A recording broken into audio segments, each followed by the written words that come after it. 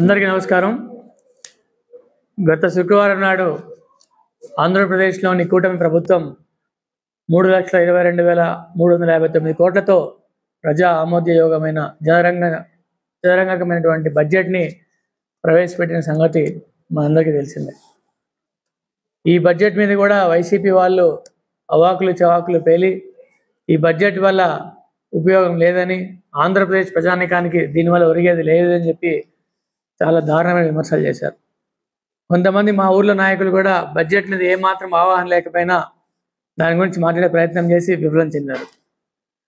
ఇవాళ వ్యవసాయ రంగానికి, విద్యా రంగానికి, మౌలిక సదుపాయాలకి, సంక్షేమానికి పెద్దపీట వేసి జరిగిన ఈ బడ్జెట్లో గత ప్రభుత్వం 2023-24 అండ్ 25-26 2023-2024 మరియు 2025-2024 గాను ఒక కంపారిజన్ తీసుకుంటే వ్యవసాయం అనుబంధ విభాగాలకి వాళ్ళు ఇచ్చింది 10,214 కోట్లు అయితే గత బడ్జెట్లో మేము ఇచ్చింది 14,182 కోట్లు. గ్రామీణ అభివృద్ధికి వాళ్ళు 15,000 కోట్లు ఖర్చు పెట్టాలని ప్రయత్నం చేస్తే మేము 18,000 కోట్ల బడ్జెట్ని అలాట్ చేశాం. నీటిపారుదల మరియు వరద నివారణకి వాళ్ళు 8,300 కోట్లు అలాట్ చేస్తే మేము 18,000 కోట్లు అలాట్ చేశాం. రవాణాలో 7,283 కోట్లు ఇస్తే మేము దగ్గర 9,948 కోట్లు చేశాం. పరిశ్రమలకు 808 కోట్లు ఇస్తే 3,156 కోట్లు మేము ఇచ్చాం. అంటే దీన్ని బట్టే పరిశ్రమల తాలూకా చిత్తశుద్ధి అనేది వాళ్ళ ప్రభుత్వంలో స్పష్టంగా అర్థమవుతోంది. వాటర్ సప్లైస్కి మేము వాళ్ళు 1,839 కోట్లు ఇస్తే మేము 3,770 కోట్లు ఇచ్చాం. సామాజిక భద్రతా సంక్షేమం కింద వాళ్ళు 3,422 కోట్లు ప్రవేశపెడితే మేము 4,364 కోట్లు. జనరల్ ఎక్కువ సేవల కింద వాళ్ళు 2,627 కోట్లు, మాది 6,734. జనరల్ ఎడ్యుకేషన్లో వాళ్ళది 30,000 అయితే మాది 34,000. కార్మిక మరియు ఉద్యోగ సంక్షేమంలో వాళ్ళది 646 అయితే మాది 923. ఆర్ట్ అండ్ కల్చరల్స్కి వాళ్ళు 31 కోట్లు కేటాయిస్తే మేము 33 కోట్లు కేటాయించాం. సమాచార మరియు ప్రజా సంబంధాల్లో వాళ్ళు 253 ఇస్తే మేము 340 ఇచ్చాం. టెక్నికల్ ఎడ్యుకేషన్ వాళ్ళు 514 ఇస్తే మేము 575 ఇచ్చాం. మెడికల్కి 14,000 కోట్లు కేటాయింపులు జరిగితే మా ప్రభుత్వంలో 19,000 కేటాయింపులు జరిగాయి. 19,000 కోట్ల 264 కోట్ల కేటాయింపులు జరిగాయి. సంక్షేమానికి 36,000 కోట్లు ఇస్తే మేము దగ్గర 52,000 కోట్ల 380 కోట్లు ఇచ్చాం. 52,382 కోట్లు ఇచ్చాం. జనరల్ సర్వీసెస్కి గాను 86,000 కోట్లు ఇస్తే మేము 1,01 కోట్లు కేటాయించడం జరిగింది. కాబట్టి తెలుగుదేశం పార్టీ ప్రభుత్వానికి ఆయా శాఖల మీద ఉన్నటువంటి చిత్తశుద్ధి, ఆయా శాఖల కేటాయింపులో ప్రస్ఫుటంగా ఈ బడ్జెట్. మేము ఆర్థికంగా కొంత పరిపుష్టంగా ఉన్న రాష్ట్రాన్ని వాళ్ళకి అప్పగిస్తే వీళ్ళు అప్పులు కుప్పగా మార్చేసిన మా రాష్ట్రాన్ని కూడా 3,22,000 కోట్ల బడ్జెట్తో చాలా ఆమోద్యకరమైనటువంటి బడ్జెట్ని కూటమి ప్రభుత్వం ప్రవేశపెట్టింది. 2014, 2019, 2024 మధ్య కేటాయింపులు చూసుకుంటే 2014-19లో కేవలం 16 శాఖల ముఖ్య శాఖల గురించి మీకు ఒక చిన్న వివరణ ఇస్తాను. వ్యవసాయ అనుబంధ రంగాలకి 2014-2019 మధ్య పర్సంటేజెస్లో మనం కనుక శాతంలో క్యాలిక్యులేట్ చేస్తే 86,500 కోట్లు ఖర్చు చేశాం. 86.5% మా కేటాయింపుల్లో ఖర్చు చేయడం జరిగింది. అదే 2019-2024 మధ్య వాళ్ళ కేటాయింపుల్లో వాళ్ళు ఖర్చు పెట్టింది కేవలం 71%. గ్రామీణాభివృద్ధికి మేము 121.22%, అంటే మేము అంచనాలకు మించి ఖర్చు పెడితే వాళ్ళు అంచనాలు దించుతూ 72% మాత్రమే ఖర్చు చేశారు. నీటిపారుదల శాఖకి మేము పెట్టినటువంటి ఉన్నప్పుడు మేము 147.4% అదనంగా, అంటే అంచనాలకు మించి అదనంగా ఖర్చు పెడితే ఈ రంగంలో రవాణా శాఖ రంగంలో 104% ఖర్చు పెడితే వాళ్ళ దగ్గర మనం 71.80% ఖర్చు పెట్టాం. అదే వాటర్ సప్లైస్లో 130%, వాళ్ళ దగ్గర కేవలం 61.6% కేటాయించారు. సామాజిక భద్రతలో మేము 110% కేటాయిస్తే 2014-2019 మధ్య వాళ్ళు కేటాయించింది కేవలం 80.48%. అర్బన్ డెవలప్మెంట్ గాను 2014-19 మధ్య మేము 95.26% ఖర్చులు చేస్తే వాళ్ళు కేవలం 84 వాళ్ళ అంచనాలు. సైన్స్ అండ్ టెక్నాలజీ రంగంలో మేము 59%, జనరల్ ఎకోస్లో 72%, జనరల్ ఎడ్యుకేషన్లో 90%, కార్మిక ఉద్యోగ ఎడ్యుకేషన్లో 92%, ఆర్ట్ అండ్ కల్చర్లో 70%, సమాచార మాకంటే ఎక్కువ కేటాయింపులు జరిపి ఖర్చులు చేయలేదు. ఒకవేళ కేటాయింపులు పేపర్లో ఎక్కువ చూపించినప్పటికీ కూడా ఆ ఖర్చులో మాత్రం మాకంటే అత్యంత అల్పంగా ఖర్చు పెట్టారు. ఈ గత 9 నెలల్లో బడ్జెట్ రాకముందు కూడా కొంతమంది బడ్జెట్ కేటాయింపుల సంగతి సరే, 9 నెలల్లో మీరు చేసింది ఏంటంటే మమ్మల్ని అవాకులు చవాకులు వెళ్తున్నారు. 9 నెలల్లో కూటమి ప్రభుత్వం ఏం చేసిందో ఒక్కసారి చెప్తాను, మీడియా మిత్రులను కూడా క్షుణ్ణంగా పరిశీలించాలి. పెంచాం అంటే 1000 రూపాయలు పెంచాం. గతంలో ప్రభుత్వం చెప్పినట్టు 250 పెంచుకోకుండా ఇచ్చిన మాట ప్రకారం 1000 రూపాయలు అడ్వాన్స్ పెంచడం జరిగింది. 4000 చేశాం. డయాలసిస్ రోగులకి 10,000 ఇచ్చాం. మంచం కింద పరిమితమైన వాళ్ళకి 5,000 ఇచ్చాం. 15,000 ఇచ్చాం.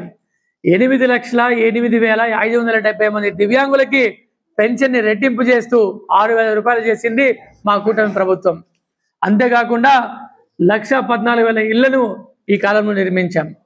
ఉద్యోగస్తులు పెన్షనర్లకు 1వ తేదీన జీతాలు అందాయి. ఈ 9 నెలల్లో వడ్డెర కులస్తులకు 10% రిజర్వేషన్ కల్పించాం. మత్స్యకారులను దెబ్బతీసేటువంటి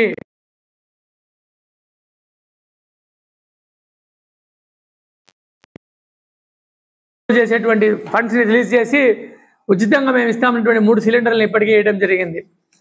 అదేవిధంగా గీత కార్మికులకు 10% రిజర్వేషన్ ని మద్యం షాపులో కల్పించాం. చేనేత కార్మికులకు GST ఎత్తివేశాం. ల్యాండ్ టైటిలింగ్ యాక్ట్ రద్దు చేశాం. అన్నిటికంటే దారుణమైన విషయం చేసిన YCP party land titling act రద్దు చేశాం. రాజముద్రతో పుస్తకాలు ప్రచురించిస్తున్నాం, పాస్ పుస్తకాలు. అర్చకులకు 10 నుంచి 15,000 రూపాయలు జీతాలు పెంచాం. ధూప దీప నైవేద్యాల కింద ఆలయాలకు 5,000 నుంచి 10,000 పెంచాం. నాయి బ్రాహ్మణులకు 15,000 నుంచి 25,000 పెంచాం. ఇనాములకు మోజువాళ్ళకు గౌరవ వేతనం 15,000 చేశాం. ఉచిత ఇసుకని ఇస్తున్నాం, కేవలం రవాణా ఛార్జీలు మాత్రమే. ఇప్పటికే 1,14,000 ఇళ్లు నిర్మించాం. రాష్ట్రంలో ప్రతి ఒక్క వ్యక్తికి గ్రామీణ ప్రాంతాల్లో 3 సెంట్లు, పట్టణ ప్రాంతాల్లో 2 సెంట్ల దిశగా ఇళ్లను కేటాయించే కార్యక్రమానికి ప్రతిపాదనలు సిద్ధం చేశాం. రాష్ట్రంలో ఉండే ప్రతి ఒక్కరికి 2.5 లక్షల నుంచి 25 లక్షల వరకు ఆరోగ్య బీమా పథకాన్ని కల్పించే ప్రయత్నం చేస్తా ఉన్నాం. 24 గంటల్లో రైతులకు 7,522 కోట్ల రూపాయలను కేటాయించి 32 లక్షల స్కిల్ సెన్సస్ చేస్తున్నాం. 20,059 కిలోమీటర్లు గాను ఇప్పటికీ 17,060 కిలోమీటర్లు రహదారులు గొంతులు పుడిచే పనులు చేశాం. పర్యాటక రంగానికి పరిశ్రమల హోదా తీసుకొచ్చాం. వాట్సాప్ గవర్నెన్స్ తీసుకొచ్చాం. జూన్ 12, 2024 నాటికి 23,556 కోట్ల బకాయిలను చెల్లించాం. గత ప్రభుత్వం ఏర్పాటు చేసిన బకాయిలకి 9 నెలల్లో కూటమి ప్రభుత్వం చేసినటువంటి అద్భుత విజయాలు ఇవి. మరెన్నో చేయబోతున్నాం.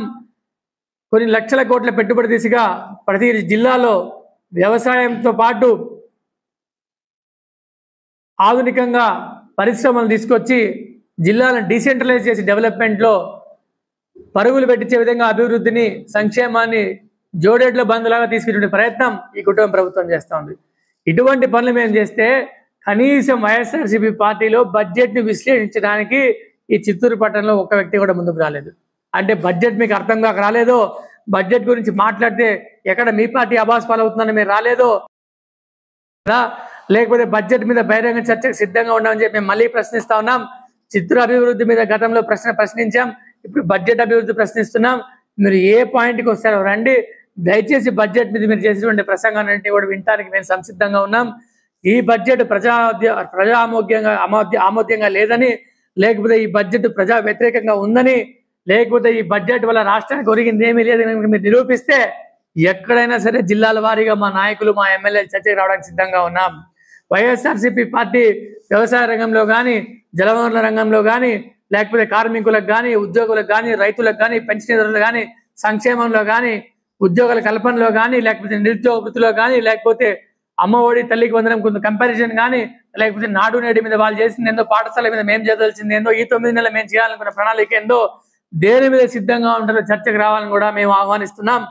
జిల్లాల వారీగా చర్చలు పెట్టుకుందాం. జిల్లా ఇంకా డెప్త్ గా పోయి జిల్లాలో ఈ 9 నెలల్లో జరిగిన కేటాయింపుల్లో నియోజకవర్గాల వారి కూడా మాట్లాడుకుందామంటే మాట్లాడుకుందాం. ఈ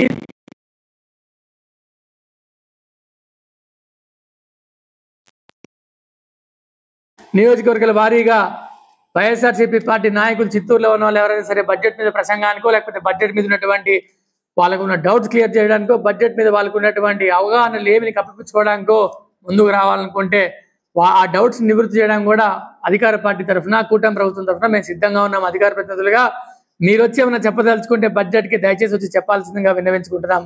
ఇంతకంటే మించి బడ్జెట్ మీద అవాకులు చవాకులు వెళ్తే ప్రజాక్షేత్రంలో ఇప్పటికే 11 సీట్లతో అబాస్పాలైంది మీ ప్రతిష్ట.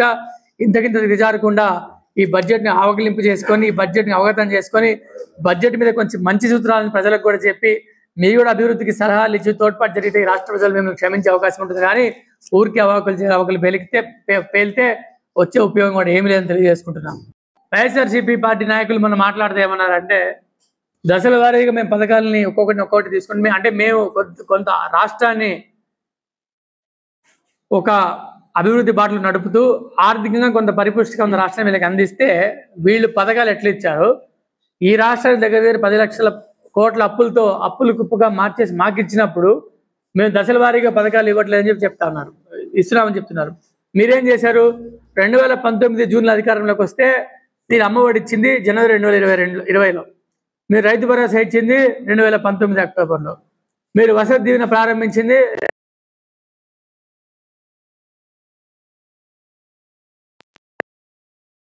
2019 నవంబర్లో, నేతన్న నేస్తం ప్రారంభించింది 2019 డిసెంబర్లో. అంటే మీరు 2019 జూన్లోకి వస్తే మీరు దగ్గర 6 నెలలు తీసుకున్నారు ప్రతి పథకం ప్రారంభించడానికి యావరేజ్గా. మేమేదో మీరు అప్పులు గొప్పగా మార్చేసినటువంటి రాష్ట్రాన్ని మీరు కట్టిన అప్పులు చెల్లిస్తూ పథకాలను ప్రవేశపెట్టు, 3 లక్షల కోట్ల బడ్జెట్ని ప్రవేశపెట్టు, ఉద్యోగ కల్పన చేస్తూ, పరిశ్రమలు తీసుకొస్తూ, డావోస్ లాంటి వేదికల్లో ఆంధ్రప్రదేశ్ మళ్ళీ రాజకీయ యవనిక మీద, పారిశ్రామిక యవనిక మీద ముందంజలో ఉండాలన్న ప్రయత్నంలో భాగంగా మేము, మా ముఖ్యమంత్రి, మా మంత్రులు అందరూ కూడా, కూటమి ప్రభుత్వం వ్యక్తులందరూ కూడా వెళ్ళి కష్టపడి పరిశ్రమలు తీసుకొస్తా ఉంటే మీరు అవాకులు చవాకులు వెళ్తున్నారు. మీరేదో 2019 జూన్లో అధికారంలో రాగానే 2019 జూలై నుంచి మొత్తం పథకాలు ఆరంభించేసి మాట్లాడుతూ ఉన్నారు. మేము బాగా ఇచ్చిన రాష్ట్రాన్ని కూడా మీరు అప్పులు కుప్పగా చేసిస్తేనే మేము ఇంత కష్టపడి పథకాలు తీసుకొస్తాం. మీరు వెంటనే పథకాలు ఇచ్చేది మాట్లాడతారండి. మన విజయనగర్ గారు మాట్లాడుతూ పెద్ద ఇట్లా లెక్కలు చూపించారు, పేపర్లు చూపించి లెక్కలు చూపించి, ఇదిగో మీరు బస్సులు వేశారు, మీరు బస్సులు ఇస్తామన్నారు, అది ఇస్తామన్నారు. ఒక్కొక్కటిగా మేము కట్టుబడుతున్నామని అసెంబ్లీ శాఖ ప్రకటన చేస్తూ మేము ఒక్కొక్క పథకం ఇస్తుంటే కూడా